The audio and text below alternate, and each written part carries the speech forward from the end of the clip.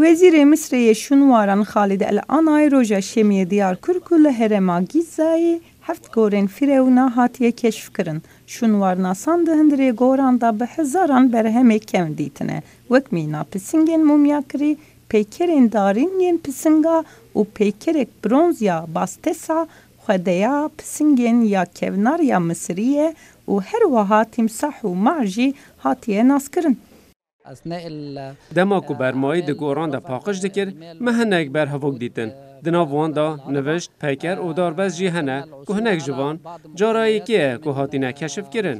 Mustafa Wazîrî sekreterê giştiyên Konseya Bilindiyên Berhemên Şûnwarî jî ragihand ku ev cara pêşîn ku li vê herêmê kêzikên mumyakiriyê hatiye keşfkirin.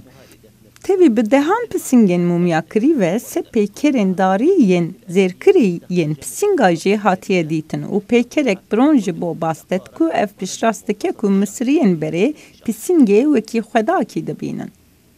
Ew berhemên şûnwar yên di goran da hatiye keşfkirin di 15 mijdarê da li Muzexana İmhotep ya Sakkarayê ji bo mehekî bêpere were pêşengeh kirin.